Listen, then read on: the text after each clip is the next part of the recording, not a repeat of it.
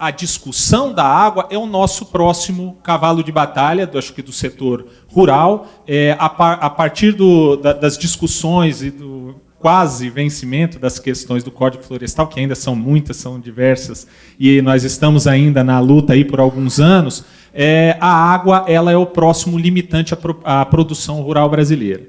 Então, é com satisfação que eu tento trazer aqui para cada um de vocês a visão da Confederação da Agricultura e Pecuária do Brasil, que, entendendo a importância do tema, entendendo o trabalho que foi feito, criou uma subcomissão que trata especificamente dos recursos hídricos, dada a importância dos recursos hídricos e dos desafios a serem vencidos para a manutenção da propriedade rural e da produção rural, e as discussões que agregaram diversos dos senhores, associações de irrigantes, federações de agriculturas, em torno de uma agenda temática que a gente entende ser muito importante, tem que ser discutida agora, e se nós não tomarmos a iniciativa, sermos proativos na questão de tratamento da água, legislações, resoluções, regulamentações, daqui a 4 ou 5 anos nós vamos estar reclamando de problemas de ampliação da produtividade e da produção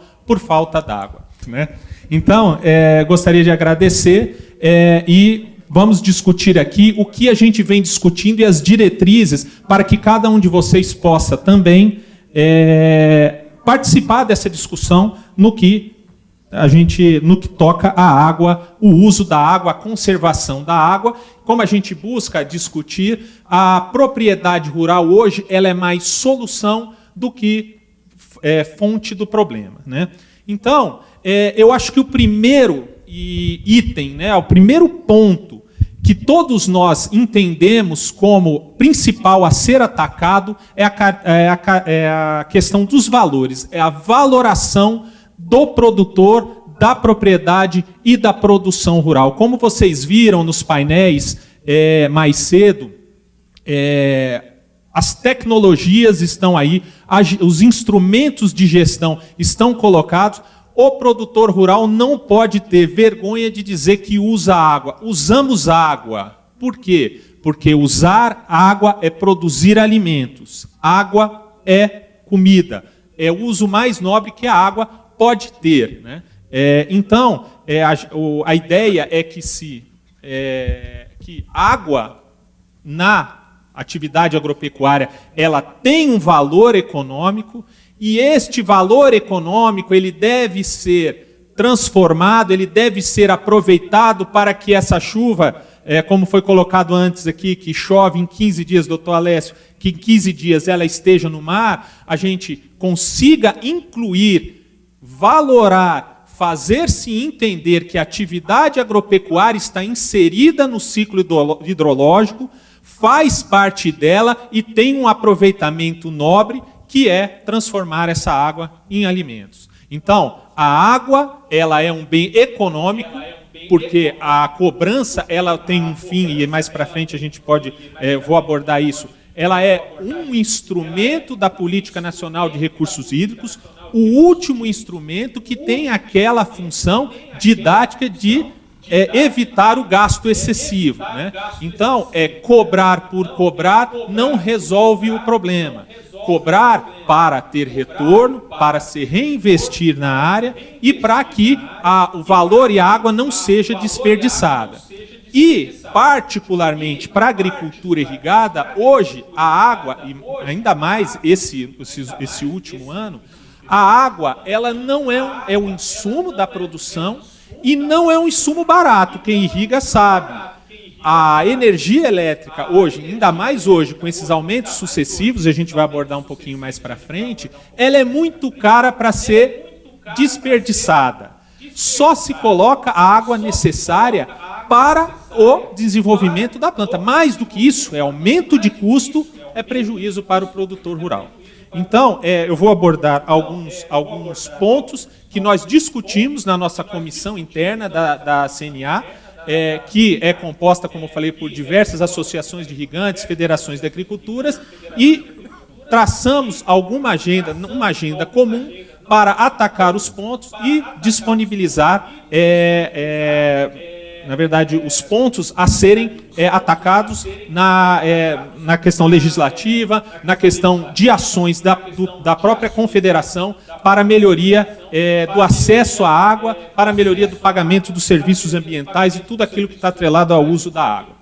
Então, água é um bem de valor econômico e deve ser usado de maneira nobre, e o produtor rural deve ser valorizado por isso, né? Hoje, o que nós temos é que o produtor rural, como não vou entrar em detalhe, mas como produtor, como as outras palestras colocaram antes, o produtor rural é taxado como perdulário, usa muito água, disputa água com os outros usos, que não é verdade, e nós vamos tentar dar uma passada rapidamente para desmistificar esses pontos, né? Então, se a gente for trabalhar esse gráfico aqui, o doutor Lineu colocou muito bem, eu só dei uma realçada em algumas das expectativas que são colocadas aqui, alguns números que são colocados aqui. Então, se a gente colocar de 1976 até 2014, 2015, houve, para uma manutenção, um pequeno crescimento, mas uma tendência de manutenção das áreas plantadas, um aumento da produção conforme o gráfico. Então, se se plantava em 1976, 77, se colhia 1.258 quilos por hectare, 39 anos depois, nós temos 3.547. No caso da produção, que nós tínhamos 46,9 milhões, passamos a 204 milhões de toneladas, né? Um crescimento de 335%, num aumento de área plantada de apenas 54%. Esse índice de produtividade nos permitiu termos o que nós chamamos hoje de poupança ambiental. Ou seja, para que nós produzíssemos o que nós produzimos hoje, nós precisaríamos de os 202 milhões de toneladas, seriam necessários 162 milhões de hectares a mais para esta produção. Então, esta poupança agrícola é tudo aquilo que nós evitamos de avançar sobre novas áreas, muito atrelada à questão tecnologia. Dentre a questão tecnologia, a tecnologia que foi empregada para mostrar e ter, né, esse boom de crescimento, esse boom de produtividade, produção e produtividade, 21% dela se deve à utilização de variedades melhoradas, né? Foi se investindo em questão de genética, melhoramento de espécies, 20% à expansão da fronteira agrícola e 59% à intensificação do uso dos insumos agropecuários e irrigação. Ou seja, como aquele próprio gráfico anterior nos mostra, um aumento na produtividade com uma manutenção na área produtiva foi baseado principalmente e majoritariamente na questão da intensificação do uso de insumos e irrigação. Então, se hoje esta área irrigada no Brasil é de 6 milhões de hectares, e as potencialmente irrigáveis, 47 milhões, segundo o novo estudo, eu acho que o doutor Lineu falou 60, mas dentre esses 60, nós já descontamos, aí foi descontado no estudo, questões de unidades de conservação, áreas protegidas, terras indígenas, todas aquelas que estão ambientalmente indisponíveis à produção, nós temos 47 milhões de hectares. Como todos podem ver, nós temos um grande caminho pela frente. Como o próprio estudo, esse novo estudo da primeira aproximação das áreas potencialmente irrigáveis no Brasil nos mostra, existem em cada uma das regiões, geograficamente colocado, as restrições que impedem o avanço dessas áreas irrigadas. Ou é questão de infraestrutura, ou é questão ambiental, ou é questão de desenvolvimento, apoio de energia elétrica, escoamento de safra, questão de solos também. Então, esses 6 milhões de hectares, eles podem chegar a esses 47 milhões. E o dia que a gente conseguir chegar nesses 47 milhões, né? O dia que a gente conseguir chegar nesses 47 milhões, e levando-se em consideração que, comparado ao sequeiro irrigado, né, em cima do valor bruto, no valor por hectare, enquanto você tem sequeiro 1.600, vai para 4.200, se a gente conseguir colocar toda essa área com potencialmente irrigável, já hipoteticamente tendo todas as condições para se desenvolver essa tecnologia, nós teríamos uma área irrigada de 110, nessa área irrigada, 110% a mais no valor bruto da produção do que se tem hoje, somente nessas áreas irrigadas. Lembrando que irrigar é intensificar o uso. Irrigar é verticalizar a produção, é evitar o avanço sobre novas áreas. O Brasil é o país da fotossíntese. Nós temos sol o ano inteiro na maioria do país. A nossa restrição para usar essa área o ano todo, ao contrário de Cristalina, aqui, de polos de irrigação, que são muito competentes nisso, e ao contrário dos nossos concorrentes, nós não temos, nós podemos plantar cultura atrás de cultura o ano inteiro. Qual é o limitante que nós temos isso? Água. E nos falta água? Não nos falta gerenciamento. Nos falta reservar a água, como foi colocado aqui antes, a água que vem em excesso e para disponibilizá-la quando dá necessidade. Tá? Particularmente, na minha propriedade, agora falando como Nelson, produtor rural, contribuinte da CNA, eu tenho uma propriedade que seca todos os rios, todos os anos, aqui no Nordeste de Goiás.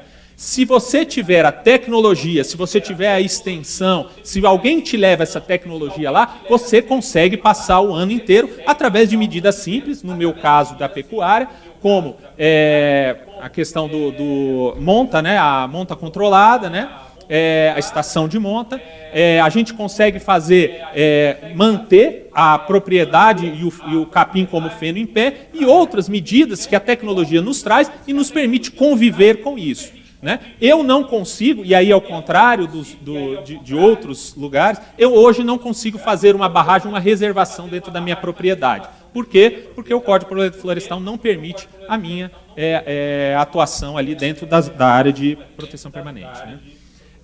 Então, o uso total da área irrigada, de 47 milhões de hectares, gerará um VBP de 152 bilhões, ou seja, mais 73%. Esse aqui é por área. Tá? A área irrigada gera 110% mais VBP na área, por hectare. Aqui, na contabilidade geral, você tem, nesses 47 milhões, 152 bilhões, ou seja, 73% a mais. Tá? E o que são os 70%, e aí é a questão de um pequeno esclarecimento que eu gosto de fazer, e a gente gosta de mostrar a responsabilidade que o produtor rural tem no uso da água. Esses 70% da água, eles são 70% disso aqui, não é daquela água que chega na foz, não é aquela água, como foi até colocado aqui antes, que nós usamos da água total que se perde para o mar, menos de 1%. Tá? E o que são esses 70% que são outorgados à atividade rural ou de irrigação, principalmente de irrigação? A lei 9433, ela diz que existem prioridades de abastecimento de água. Essas prioridades são, primeiro, a vazão mínima necessária à preservação da degradação ambiental, ou vazão ecológica, ou vazão ambiental, ainda não chegou-se a um consenso disso. Então, quando eu vou solicitar uma outorga, o órgão outorgante, ele mede aquele curso d'água e ele vai ver que precisa de um mínimo necessário, que aquilo que a usina hidrelétrica libera, é o mínimo necessário para a manutenção a jusante da barragem, a manutenção ecológica. Depois, após isso, nós temos o consumo humano e a dessedentação animal, que são prioridades previstas na lei. Esse consumo humano e dessedentação animal, ele, a partir do momento em que não tem mais o excesso, que é a vazão outorgável, ele se encerra ali. Então, nós temos essa porção que é consumo humano e dessedentação animal. O que sobra desses dois usos prioritários é a vazão outorgável, que é a que é permitida, é o excesso para qual as atividades econômicas, e aqui nós disputamos com indústria, com transporte, com energia elétrica, com todo mundo, desses aqui, 70% do volume é o produtor rural que solicita. Então, os 70% que hoje se fala que o produtor rural gasta, é os 70% daquilo que se pode outorgar e apenas demonstra a eficiência do produtor rural em utilizar o recurso. Então, esse é um esclarecimento que a gente gosta de ter e que, quando se fala que o produtor rural usa 70% da água, dá a impressão que lá na Foz do Rio só tem 30% chegando, né? E aí, né, Rodrigo, a ideia é que se fechar a torneira da irrigação, prepara para o dilúvio, né? Porque vai aumentar 70% a enchente, prepare-se para o dilúvio. Então, este é um fator importante. Isso que a gente tem que levar às pontas e mostrar para quem está na cidade de Canino, quem não entende do que é outorga, do que é legislação, levar isso para mostrar o que são os 70%. Tá? E aí, dentro desse sistema, eu peguei esse gráfico aqui, até do próprio Cristiano, lá do Ministério da Integração, mostrar que a atividade da agropecuária ela se insere no ciclo hidrológico. Ou seja, se a água que for captada pela atividade rural ela for 100% usada, nós estaríamos exportando boi com mais de 1.000 toneladas de água, porque se ele gasta 15.500 litros para cada quilo, nós estamos exportando boi gigante de mais de 1.000 toneladas. E a soja também, né, soja, milho, grãos, se tudo aquilo que se é aplicado se perde ou se fica retido lá, não volta para o ciclo hidrológico, nós estamos exportando saca de soja com 200 toneladas cada saca, porque se cada litro, cada soja consome esse tanto de água, a gente está trabalhando. Então, a ideia aqui é mostrar que a atividade agropecuária ela se insere no ciclo hidrológico. Se ali não houvesse um plantio, haveria floresta, que receberia água de chuva do mesmo jeito e evapotranspiraria, acho que se pudesse conjugar o verbo assim, né? E havia a evapotranspiração. Então, nós carecemos de estudos, nós carecemos de saber que este tipo de aplicação da propriedade rural dentro do ciclo, ela é benéfica ao ciclo como um todo. Tá? Então, os benefícios da comparação, a partir do momento que eu opto pela agricultura irrigada, eu tenho um aumento, no caso do sequeiro da soja, alguns exemplos aqui, o pessoal do CPE, uma pesquisa na CNA Farsul, em 63% de aumento da produtividade. Por quê? Porque eu evito veranicos, eu irrigo no molhado, como diz o doutor Alessio, que eu consigo adiantar o meu plantio em época mais seca, mas eu consigo adensar plantio de verão e plantio de safrinha com mais segurança, né? Então, a partir daí, eu consigo também, no milho, um aumento de 67% na produtividade. Tá? O tempo já está indo. Só aproveitando, a CNA, preocupada com essa questão da água, ela se debruçou e fez, né, está bancando projetos que trazem a melhoria da conservação e produção de água dentro da propriedade rural. Como no caso do projeto Biomas, que é uma parceria da CNA, Embrapa e os parceiros, em que há vitrines tecnológicas para demonstrar tecnologias de recuperação de áreas relevantes, como recarga de aquífero, APP e reservas legais. Também, como vocês viram no vídeo, a CNA vem se debruçando também no programa de proteção de nascentes, em que você incentiva o produtor rural a proteger uma nascente em uma ação de um dia. Né? Dentro desse vídeo, dentro desse programa, como vocês viram no vídeo, é possível, a CNA se preocupa com a questão do berço das águas. Não que só a nascente é importante, a questão da recarga, a área de recarga é importante, as questões de APP, mas nós temos que começar por algum lugar. Né? Então, só para terminar, né, nós consideramos, e a Subcomissão de Recursos Hídricos, a CNA, como representante do irrigante, ela se preocupa com algumas questões que devem ser vencidas se nós queremos aumentar a área irrigada, que é a questão de logística, acesso às propriedades para o aporte de insumos e escoamento de produção. Não tem jeito da gente produzir sem insumo, não tem jeito de produzir e não conseguir escoar. Energia elétrica, nós estamos agora passando por uma época que a energia elétrica não chega onde tem que chegar nas áreas, e isso foi um limitante no estudo das áreas potenciais de irrigação. E também a questão do custo da energia elétrica. É muito caro irrigar, porque a energia elétrica é muito cara. Em média, ela seria responsável por 20% do custo de produção. Hoje, ela, com esses aumentos de até 150%, nós temos até 40% de custo da energia elétrica.